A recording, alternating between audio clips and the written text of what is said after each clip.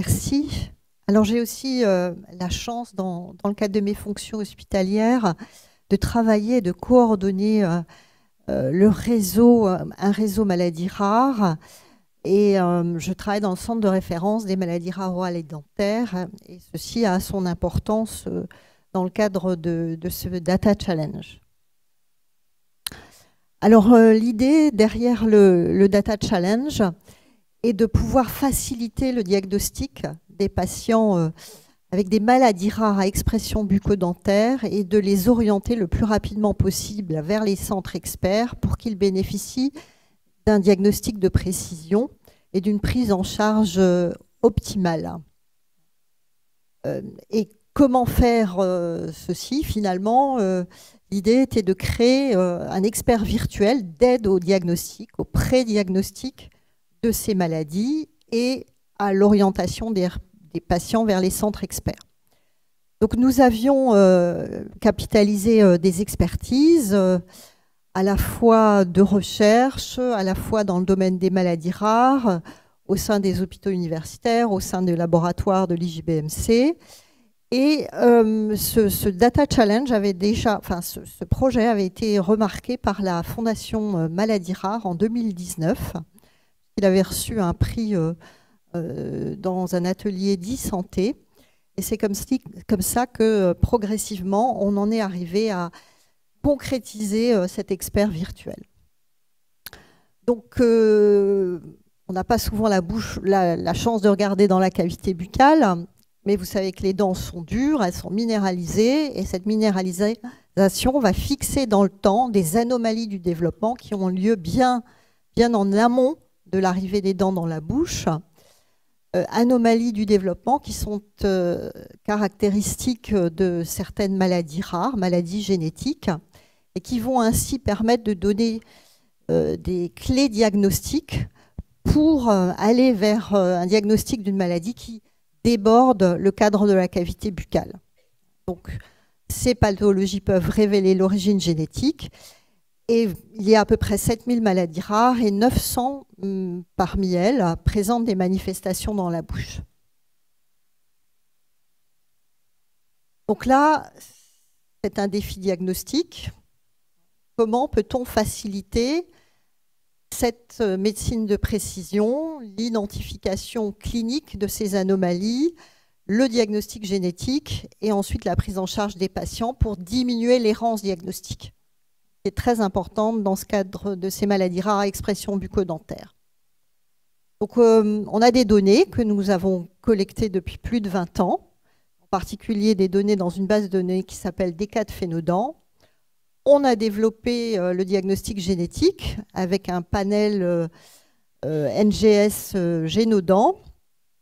Et puis, on a donc identifié les signatures diagnostiques pour faciliter cette entrée en diagnostic. Donc pourquoi ne pas essayer d'automatiser ce processus, de combiner les expertises acquises pour créer cet expert virtuel? Donc l'idée vraiment là, c'est de faciliter, d'accélérer l'entrée dans le système de santé, de rassembler les expertises et l'analyse transdisciplinaire en créant cet expert virtuel. On avait déjà travaillé dans le domaine sur un premier groupe de maladies, les maladies rares avec dents manquantes, pour lesquelles on avait réussi à créer un algorithme performant d'identification de ces dents manquantes, puisque les dents ne manquent pas au hasard, mais selon des patrons qui correspondent à l'expression de gènes et donc à des maladies génétiques particulières. Et donc l'idée, c'est d'aller plus loin. Et on s'est intéressé dans ce challenge à un deuxième groupe de maladies rares avec des anomalies de l'émail, parce que c'est très visuel lorsque l'on regarde les dents. Et donc l'idée, c'est vraiment de créer un expert capable de diagnostiquer les différents types d'anomalies du développement de la dent et des maladies rares associées. Alors c'est conçu pour les professionnels de santé qui rencontrent ces patients, et puis pour les patients aussi éventuellement, parce que ça facilite l'entrée en diagnostic et en prise en charge. On envoie des photos, des radios, l'expert virtuel émet un pré-diagnostic qui confirme oui, non, maladie rare et qui adresse vers les centres experts du réseau Aurare ou d'autres réseaux maladies rares qui peuvent éventuellement voir des patients avec des maladies rares à expression bucco-dentaire. Donc on est parti sur un data challenge. Vous avez vu le déroulé de ces data challenges. Et c'est vraiment un défi de taille. Et je remercie toutes les personnes qui nous ont accompagnés sur le chemin et qui parlent aujourd'hui. Merci au HDH, merci à Nahama, merci à tous les participants. Puisqu'il a fallu préparer le jeu de données et se tenir prêt pour ce challenge de 3 mois. Donc nous sommes dans le domaine des maladies rares. Ça veut dire qu'on a un petit jeu de données, mais très précis, puisqu'à la fois on a les données cliniques et les données génétiques de patients avec des maladies rares qui affectent l'émail, mais aussi de patients dits témoins ou contrôles, ou d'autres anomalies du développement qui ont un rendu couleur un petit peu différent puisqu'elles affectent la dentine, donc une autre couche minéralisée de la dent. Et là, sur des photos, mais aussi sur des radios, vous allez pouvoir apprécier la couleur, la surface, la texture, la forme, la taille, vous, mais l'expert virtuel surtout. Donc beaucoup de participants, c'est un data challenge qui était relativement fermé puisque les données étaient pseudonymisées. Donc les conditions d'entrée dans le challenge et sur la plateforme ont été définies et assez stringentes. Donc 84 participants de l'Union européenne et 1451 soumissions. Nous on était très, très contents puisque c'était très dynamique. Et avec 3 prix qui ont ensuite été proposés aux algorithmes les plus efficaces. Donc, vous connaissez les gagnants, vous les avez vus sur le programme et on va avoir le plaisir de les écouter, nous proposer leurs solutions autour de ce challenge. Encore bravo à ces 3 gagnants et à tous les participants. Donc, après c'est incarner l'expert virtuel, rassembler les différents algorithmes, développer de nouveaux algorithmes, et en particulier grâce à un financement de la Fondation Force, on va pouvoir aller plus loin. Il faudra tester en conditions réelles, en environnement de santé, ces algorithmes et cet expert et sa capacité à prédiagnostiquer ces maladies rares. Ça va nous permettre aussi d'identifier des nouvelles signatures. Et je pense que les perspectives sont très intéressantes pour les patients. Merci à tous. Si vous voulez des informations complémentaires, vous pouvez les trouver sur le GitHub ou me contacter. Merci à tous les partenaires, à la Fondation et à tous mes collègues qui ont contribué à la mise en place de ce challenge.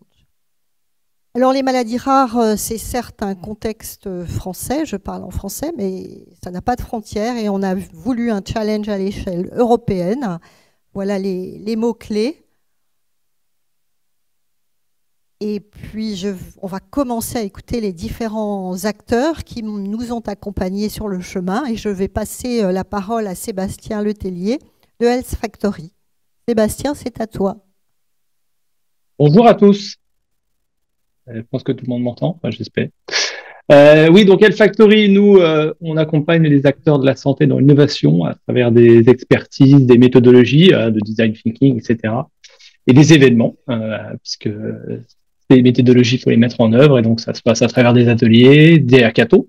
On est assez connu pour un grand hackathon qui se passe à Strasbourg tous les ans, qui s'appelle le Hacking Health Camp, et donc BPI France connaît bien certains lauréats, puisque ça fait émerger quand même 27 startups aujourd'hui sur le territoire français, donc certaines que vous devez connaître, Synapse Médecine, et qui fait de l'IA aussi, Pixhacker, Physimed, Kediag, voilà.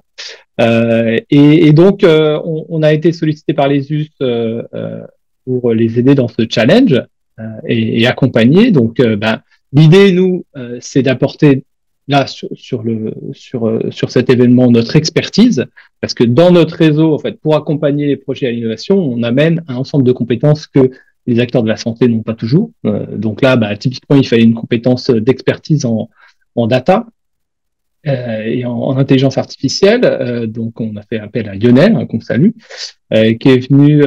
Alors, il y avait plusieurs aspects. L'idée, c'était déjà de vulgariser, parce que il fallait que quand les scientifiques arrivent, voilà, ils présentent la problématique et en général on comprend rien. Donc il faut vulgariser tout ça pour que les techos, quoi, hein, les ingénieurs, les développeurs puissent comprendre les enjeux et ce qui est réellement attendu. Donc tout ça, on l'a vulgarisé. Et puis après, on a aussi profité de notre communauté, puisque on a essayé de recruter aussi dans notre communauté pour diffuser le challenge autour des acteurs qui viennent à nos événements, hein, puisque nous, dans nos événements, on mélange justement des acteurs de la santé et des acteurs du numérique. Et puis donc l'expertise de Lionel, qui était très importante, qui nous a permis surtout en fait de créer un système d'évaluation qui va au-delà de ce que va vous présenter Nama tout à l'heure, parce qu'il y a un système d'évaluation avec une note technique, hein, un score. Mais l'idée, c'était d'aller un petit peu plus loin et de permettre aussi de réfléchir sur l'explicabilité, sur la lisibilité du code, sur comment est construite l'équipe et qu'est-ce qu'elle cherche, parce qu'il y a aussi un enjeu derrière de se dire, OK, c'est bien de répondre à un challenge, mais il faut aller plus loin. Demain, il faudra l'implémenter, accompagner ce projet. Est-ce que l'équipe est prête à ça? Donc, on a jugé un peu tous ces éléments-là, ce qui a donné une note, qui a complémenté la note technique et qui a permis de faire émerger les lauréats. Voilà. Donc, on est très, très fiers d'avoir pu contribuer à ce challenge et on espère en accompagner d'autres. Et on remercie bien sûr Agnès et puis toute l'équipe d'ESUS et toute l'équipe de Nahama aussi pour voilà, la collaboration et bravo en tout cas aux lauréats parce qu'on était assez impressionnés. Lionel m'a fait remonter en fait la qualité des travaux qui ont été menés au-delà des lauréats. Il y avait quand même beaucoup de projets qui étaient très très bien implémentés et on voit que ce type de challenge fait vraiment émerger des choses fortes et puissantes et que aujourd'hui il y a quand même des bons ingénieurs qui savent faire plein de trucs. Donc proposer des challenges parce que on va faire émerger de l'innovation à travers ça. Voilà.